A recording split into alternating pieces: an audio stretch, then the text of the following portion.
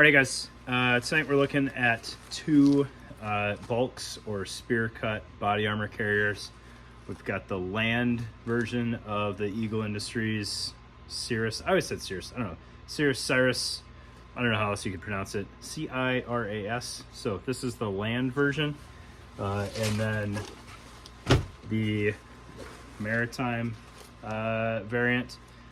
You could accuse me of calling this in and not putting armor in these, but it's the time of year where my hands just turn to trash because they're all dry and crusty and peely, and I don't feel like fighting Velcro tonight to get soft armor in these. But I'll run you through them on the table and show you the difference between the two variants.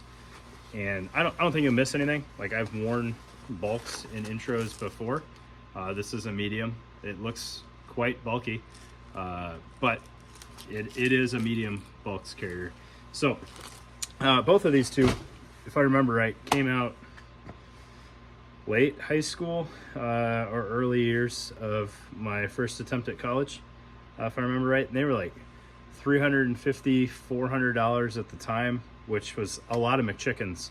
But now you can get them for $125, $150 with minimal effort, which is only like 12 McChickens in today's money. So I don't know, TVs and spear cut body armor has gone down in price over the years while inflation hits us hard on everything else. But let's look at these on the table. I got both of these well over a year ago and just sat on them. I need to get rid of them. So if you like what you see or you're feeling nostalgic, hit me up. They're both available, and I'll have the RBAV as well in the next video. So let's get these on the table, take a look. All right, so these are some big boys. I don't know why they look so bulky. They are spear cut body armor carriers with essentially the same footprint as any of the other bulks cut armor that I've shown you guys. Might be a little bit more squaring off of corners, so kind of like the LBT 6094 footprint versus a more true to size plate carrier.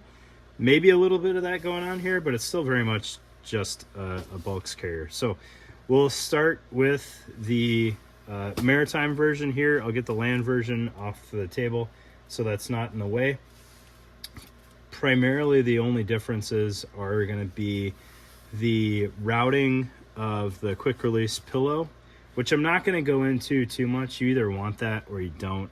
We don't see the same level of investment in quick release ability today as we did early GWAT or mid GWAT, I guess. It is still a consideration, just not to the same level, in my opinion, as it used to be. And then the orientation of the front. So if I remember right, the Maritime version was significantly more popular than the land version. At the time, having had neither on hand, I thought the setup of the land was kind of cooler. In retrospect, I can understand why this one was significantly more popular and a better arrangement. But I'll leave that up to you guys to decide which one works better for your needs. You can still find these things. I looked on YouTube, or not YouTube, eBay, trying to make sure I remembered which variant was which, because the labels are completely ruined on both of these. And you got to put a little bit of effort into finding these at a good deal. On eBay, there's still some listed at $300-ish. I didn't go too far down that rabbit hole. Even if I'm a liar and these things do not exist for $150, these two exist for less than that. So let's take a gander at these and see what they're all about. Right. So these are a little salty and crusty, and because of that, some of the features they don't show quite as well, and it fights me a little bit on the table as I was trying to set these up. So bear with me as I try to show you the features. All right, on the Maritime version, like I said, the front plate bag is really the big difference between the two. Maritime, you have a cummerbund flap on each flank, and then the front is fixed. There's no routing of anything going on the front plate bag here. So you can see you got a lot of real estate. If you go back in the way back machine and watch the National Geographic Inside Special Forces documentary that was huge when it came out. I don't know a single one of my friends that didn't watch that thing a handful of times. These things are all over the place in that video, and I want to say they were all the Maritime version. But you've got room for so many global war on terrorism activities on the front of this thing. You've got 8 unrestricted columns up front for magazines and radios and front-mounted IFAKs or pistols or whatever you wanted. Plus you have a giant bib area, so you could offset. You could have 2 full-size admin pouches on this thing if you wanted to. The old giant Velcro paneled with flashlight or multi-tool pocket admin pouches. You fit 2 of those bad boys up here. Or all of the push-to-talk. So we didn't have ATAC back then, so that wasn't a thing. But man, you could put an entire office desk up there if you wanted to. And then over here on the flanks, you've got a 4-column flap of Velcro where your cummerbund would wrap around and secure as such, and then close the flap on that. And then you didn't really have Molly on the cummerbund, but we'll get to that in just a minute. Maybe that was why when I didn't know any better, I thought the land was a cooler setup, but we'll get to that bridge when we get there. All right, you got your quick release pillow up top. I'm not gonna try to figure out exactly where all of this routes, because that was kind of the joke at the time. Or with IOTVs, you pull your friend's quick release and then let them hate their lives for the next half hour trying to put their vest back together. All right. Inside of this thing, you had some spacer mesh. Not really for like standoff or padding or anything like that. It was just, that was how vests were lined a lot back then. You've got your giant flap here for putting your soft armor in, and then this little webbing doodad here with a buckle on it. I would assume that was for groin panel mounting type things, but I don't have the full suite, nor do I have the owner's manual, so I can't confirm on that. You've got all of the drainage because this is the Maritime version, so seven grommets on there for drainage out of your soft armor pocket. And just in case you guys didn't believe me, this is a medium, even though it looks huge. Inside, you have your plate pocket, which has this giant Velcro flap to help secure your plate, external of your soft armor, as it should be. And you can see all bias taped inside there. Everything is finished off really nicely in there. I don't know when we started cutting corners on bias tape on soft goods, but this was prior to that, I can tell you that much. All right, looking at the back plate, and interestingly enough, there might be some nuance here that I'll uncover as I go. These are, for all intents and purposes, the same configuration on both variants, right? So you can see your cummerbund here has no molly on it, mostly because by the time you wrap bulks around your body, if it's properly sized, your front soft armor and your rear soft armor should touch or overlap. Really, they should overlap a little bit. So your cummerbund, especially when it's secured under the flanks like this, there shouldn't be really any cummerbund needed. And it should completely suck itself up over each other. So on the back, you had a little bit of a flank here, which lined up kind of with the front flanks there. You've got a single 4-column flap here to expose how you adjust the sizing on your cummerbund. I think I had a knockoff one of these probably 20 years ago. So I know that I've messed with this before, and it wasn't on these two. But your sizing is largely done across the entirety of the vest, like right there. So your shoulder straps plug into that, your cummerbund plugs into that, and then this little tiny nylon 1/4-inch chunk of webbing down here, basically gutted paracord, with your metal core pull tab routes through there, and that holds the whole kit and caboodle together right there. And then this routes up through this massive chunk of webbing. You could take it either shoulder and it would mount there, and route through there, and then attach to the front plate bag. All right, so that's your external cummerbund, which just feeds into these slots here. So not the tightest fitting molly on the wings here. Once you get in a little bit or up top, it was pretty stable. But again, you can see just how much room for activities you had here. And what's neat with the way the cummerbund fed internal to this is none of this ever needed to be messed with. So if you had like a hydration pouch or something that was center, or a map, because those were super hot back in the day, before we started doing zip off panels and everything, like you could secure that to this flap and you could still have access to size everything, and then you have radio or IFAC or something on the sides here, and it would never have to get messed with. Internal to that, you had your inner cummerbund here, which is super important once you start really loading down like a full molly, full pals footprint bulks carrier, is you use this to secure the back to yourself before you start messing with the exterior cummerbund tying into the front. What is unfortunate on this one, but also like we didn't have combat tops yet, so it wasn't a huge deal. Your field tops deal with this better, is no matter how you put this thing on, you were going to have hook up against your torso.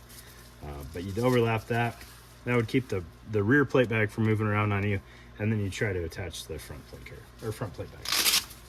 All right, internal on this thing is largely the same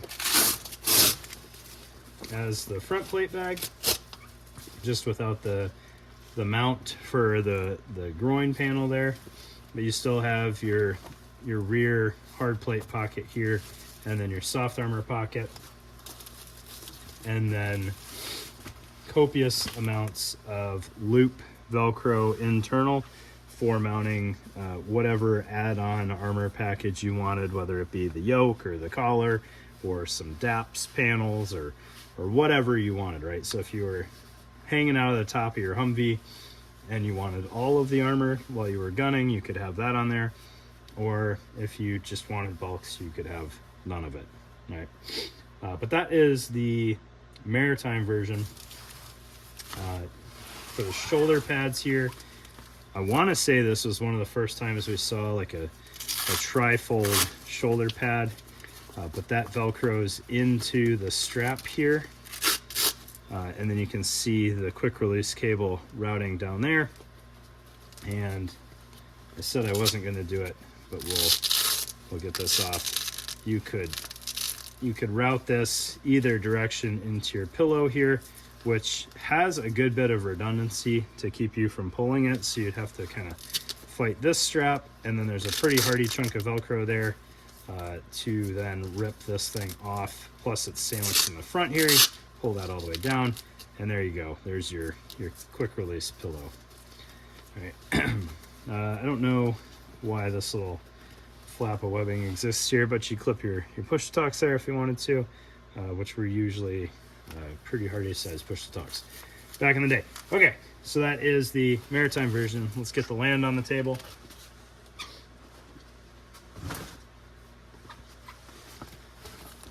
All right, this one's saltier and crustier and much. It is really fighting me. I got Velcro and Velcro and Velcro here, giving me a hard time. All right, so this one had kind of the opposite layout. God, that looks terrible on camera there. You've got giant cummerbund flaps here that join in the middle and overlap, and there's a lot of bulk, and I can definitely understand why people were not as big of a fan of this layout. So once you get your cummerbund flap out of the way, which is pretty narrow, and you get your cummerbund out of the way on either side, you're left with, man alive, this is gonna be a nightmare. This is like plastic reinforced. I don't know why. I just don't know why on a lot of this variant. In retrospect, this is, in my opinion now, knowing what I know now, a much more terrible design, right? I don't know what's going on with my quick release pillow, just looking like a hot mess down here. So we'll ignore that for now.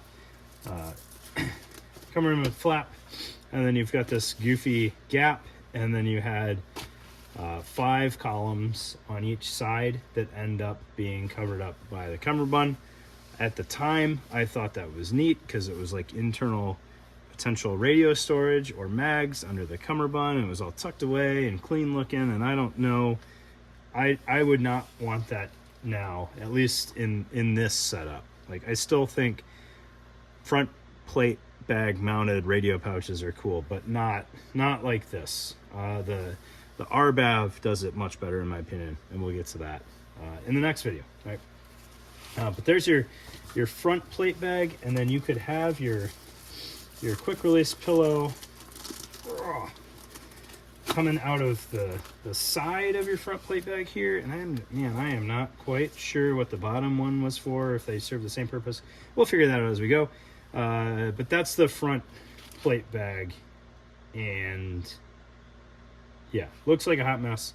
This thing is so salty and crusty, it's just fighting me every step of the way. All right, internal here, you've got quick release coming down here. You've got the same webbing buckle doodad, the same hard plate pocket, and only, because it's not the Maritime version, only 4 grommets for drainage. So roughly a little over half of the drainage capacity. I don't know. It's all mesh lined. It's gonna drain. All right. You don't have that much water trapped in either of these, but whatever. So looking at the back now,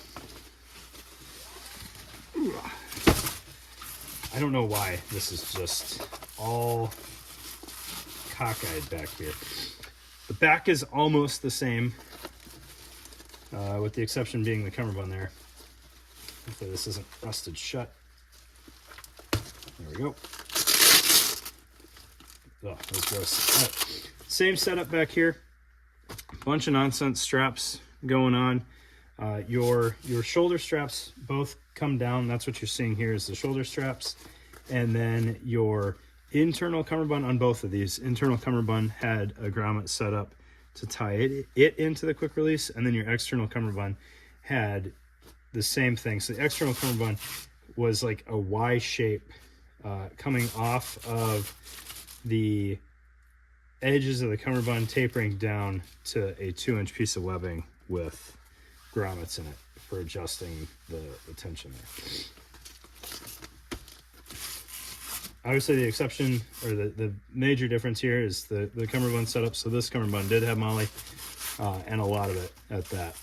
This is a pretty massive cummerbund. So at full extension, 2, 4, 6, 8, 10 columns on both sides, which is massive.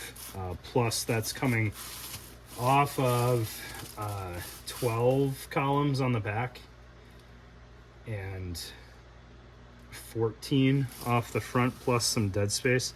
A lot of room for just mounting nonsense on this thing. Internal, this one again all bunched up. My internal cummerbund's all screwed up in here, but you had the internal cummerbund, and then you had the plate pocket again. I don't know why, and I don't really care to figure out right now why it had the two quick release pillows. I want to say those are both independent of each other. Let's see if I can figure that out real quick. There's our quick release pillow. There's our cable. That goes up.